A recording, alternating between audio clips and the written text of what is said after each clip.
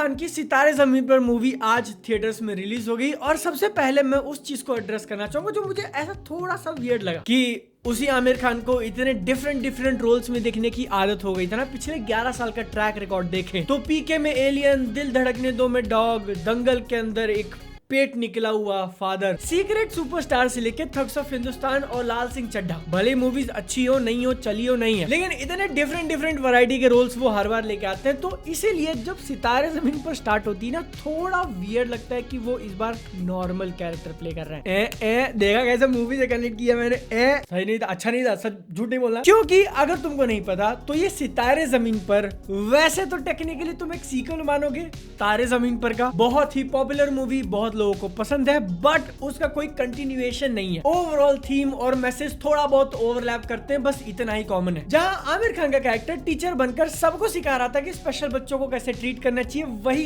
यहाँ पर उसको सिखाया जा रहा है। दिल्ली की बास्केटबॉल टीम का असिस्टेंट कोच है, जिसमें कोचिंग तो बहुत बढ़िया है लेकिन इंसान सुअर। ये मैं नहीं कह रहा हूँ, मूवी ने खुद कहा है, जिसमें वो सिर्फ अपने बारे में सोचता है, अपने प्रॉब्लम्स पे ध्यान देता है और जैसे ही बात दूसरों की हो, आई एम आउट, मेरे को कोई लेना देना नहीं। दारू पीकर रात को पुलिस की गाड़ी ठोक दी तो जज ने कहा 3 महीने के लिए तू कोच है ना, या तो जेल जा या फिर स्पेशल बच्चों की एक बास्केटबॉल टीम में उसका कोच बन जा। जिसके आगे क्या होता है मैं नहीं बताऊंगा, क्योंकि वैसे तो गेस करना काफी इजी है और इसके ट्रेलर में भी बहुत सारी चीजें अपने को बता दी थी। असली मैटर, असली मुद्दा तो ये है कि जिस चीज के ऊपर पिक्चर बनाई है, जो एक्सपीरियंस अपने को बेचा जा रहा है कि तुम थिएटर में आओगे तो ऐसा देखने मिल सकता है, क्या उस पर खरी उतरेगी नहीं। जिसमें सबसे पहले बात करते हैं इसके कहानी की। ये ऑफिशियल रीमेक है एक स्पेनिश मूवी का चैंपियन, बट 2 घंटा 40 मिनट में कभी भी ऐसा फील नहीं हुआ कि हम लोग बाहर का कुछ देख रहे हैं। काफी ज्यादा इंडियन कॉन्टेक्स्ट में उसको अडेप्ट किया है। हाँ, कहानी वैसे तो कोई बहुत ज्यादा कॉम्प्लेक्स नहीं है, एकदम सिंपल स्ट्रेट फॉरवर्ड। जैसे कि स्पोर्ट्स इसका एक काफी इंटीग्रल पार्ट है, क्योंकि वो लोग बास्केटबॉल खेलते हैं बास्केटबॉल की टीम में। तो स्पोर्ट्स मूवीज के अंदर जो प्लॉट वाले बीट्स हिट करते हैं वो इसके अंदर भी है। पहले टीम बिखरी हुई है, धीरे धीरे करके वो लोग आपस में बॉन्डिंग करते हैं, अच्छी टीम बन जाती है, फिर मैचेस जीतते हैं, सेमीफाइनल, फाइनल। लेकिन उसी स्पोर्ट्स वाले फॉर्मूले का कुछ एस्पेक्ट उन्होंने लिया जो उतना अच्छे से काम नहीं करता या उतना सही फील नहीं होता इसकी स्टोरी में।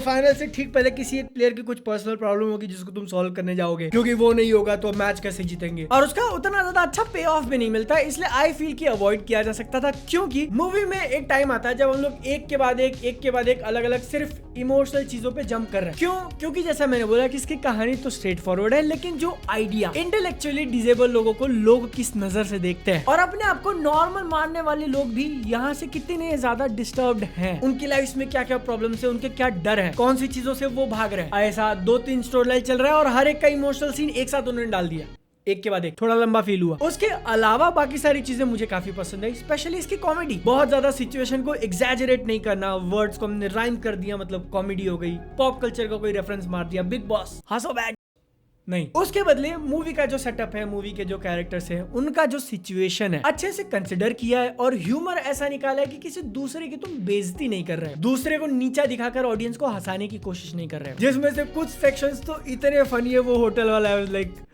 Laughing my S of. क्या मैंने अभी जस्ट लमाओ का फुल फॉर्म बोला है? मैं boomer. Is लमाओ still a trend या मैं टाइम में इतना पीछे रह चुका हूँ? मैंने अभी तक जितनी भी बातें इसकी कहानी और राइटिंग को लेके बोली, उन सब से ऊपर जाकर मूवी का जो एक काफी इंपॉर्टेंट गोल है कि अपनी ऑडियंस को अवेयर कराना, अपने सोशल मैसेज को लेके, वो डेफिनेटली डिलीवर करते हैं। कहीं कहीं ऐसा फील होता है कि अब तुम लेक्चर देने लगे, but it's still good. Acting के मामले में अगर हम मेन कैरेक्टर्स की बात करें तो जो बास्केटबॉल टीम है जिसके अराउंड पूरी पिक्चर बनी है, मैं इस चीज को कॉम्प्रहेंड नहीं कर पा रहा हूँ कि how did they pull this off. जहां पर यू हैव पीपल जिनको शायद कुछ चीजें समझने में दिक्कत हो सकती है, लेकिन उनसे परफॉर्मेंस वाला परफॉर्मेंस निकलवाना, लिखे हुए सीन में तुमको कैसा इमोशन चाहिए, क्या डिलीवरी चाहिए, क्या मूवमेंट चाहिए, शायद बहुत ज्यादा चैलेंजिंग हुआ होगा उनके लिए, but they pulled this of और उसके लिए बहुत कमेंडेबल जॉब। यही सेम चीज आमिर खान के ऊपर भी लागू होती है कि पहला उन्होंने ऐसी मूवी बनाने का डिसीजन लिया और दूसरा उनका परफॉर्मेंस भी अच्छा था, स्पेशली एंड में। मैंने स्पॉइल करूंगा कि वो क्या सीन्स थे, बट वो काफी अच्छे लगे। हाँ, एक छोटी सी बात जरूर है कि पिक्चर के अंदर वो एक दिल्ली में रहने वाला,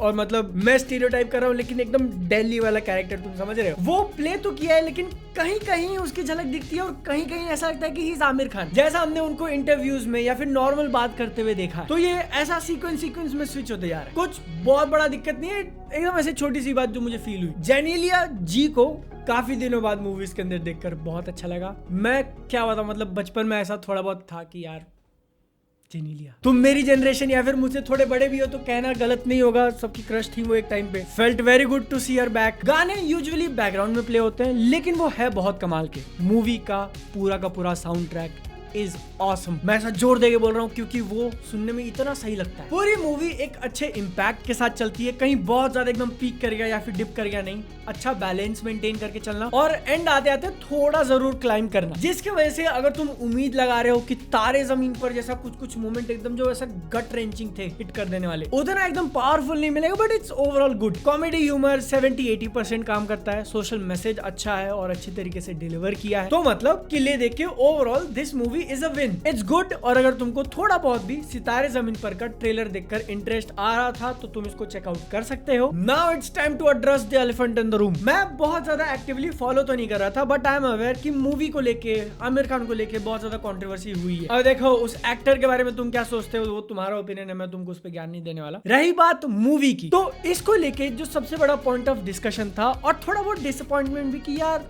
मतलब रीमेक है, एक स्पेनिश मूवी का तुम रीमेक बना रहे हो, जो कि कहीं थोड़ा बहुत जस्टिफाई होता है क्योंकि जब पूरी इंडस्ट्री ही ये कर रही है तो रीमेक वर्ड को लेके कि नेगेटिव सेंटीमेंट अटैच हो गया है। तो अगर आप उनमें से हो जिसको रीमेक मतलब एकदम हेट है, देखना ही नहीं है, मत देखो, जाके ओरिजिनल मूवी देखो चैंपियन। क्योंकि ये कहानी ऐसी है ना कि अगर तुमने अपनी लाइफ में इंटेलेक्चुअली डिसेबल्ड लोगों से ज्यादा इंटरेक्ट नहीं किया, तुमको बहुत ज्यादा नहीं पता उसके बारे में, तो डेफिनेटली कुछ सिखा जरूर देगी। लेकिन अगर तुम उनमें से हो जिसने वो ओरिजिनल मूवी नहीं देखी या फिर देख नहीं सकता, पता नहीं कहाँ अवेलेबल, इतना एफर्ट नहीं लेना, तो आई पर्सनली थिंक, मेरा ओपिनियन है कि सितारे जमीन पर को एक ट्राई दे सकते हो, क्योंकि ये उन चीप कैश ग्रैब वाले रीमेक्स की कैटेगरी में फिट नहीं होता कि सिर्फ पैसा कमाने के लिए बना दिया। Champions is still the first option, लेकिन अगर आपको वो ऑप्शन लेना ही नहीं है तो सितारे जमीन पर भी एक अच्छा सब्स्टिट्यूट है। एक हार्ट वार्मिंग, दिल को गर्म कर देने वाली और फील गुड मूवी जिसको तुम अपनी पूरी फैमिली के साथ एंजॉय कर सकते हो, अगर तुम्हारा मन है तो। नहीं है तो भी वीडियो को लाइक कर देना, अगर पसंद आई है सब्सक्राइब। मैं मिलता हूँ अगली वीडियो में। जय हिंद, वंदे मातरम। कभी नहीं सोचा था कि इस मूवी के अंदर इंटरस्टेलर वाला म्यूजिक सुनने मिलेगा।